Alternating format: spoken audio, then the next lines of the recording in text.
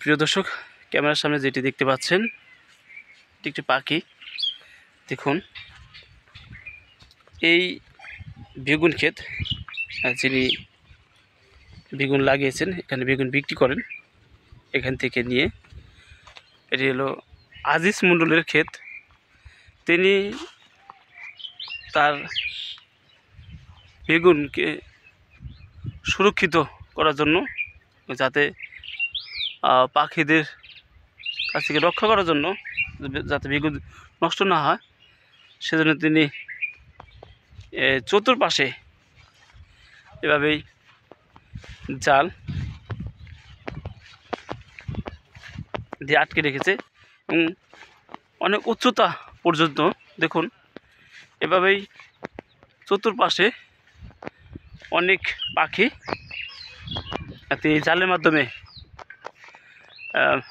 মেরে ফেলেছে, যেটা আপনারা IBT বাংলার মাধ্যমে দেখতে পাচ্ছেন। এবং আরও পাখি ছিল, যে পাখিগুলো হয়তো আশেপাশে যারা থাকে, যারা দেখে, ঘুঘু, কবিতর এবং শালিক, অন্যান্য যে পাখিগুলো আছে, কাক, বাদর, অনেক পাখি কিন্তু এই জালের মাধ্যমে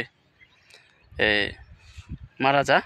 এবং যেটা আপনারা এখনও দেখতে পাচ্ছেন যে এই যে পাখিটা, এটা সম্ভবত শালিক পাখি। ওপাশে দুটো বাদর, ওদিকেও আরেকটি শালিক পাখি।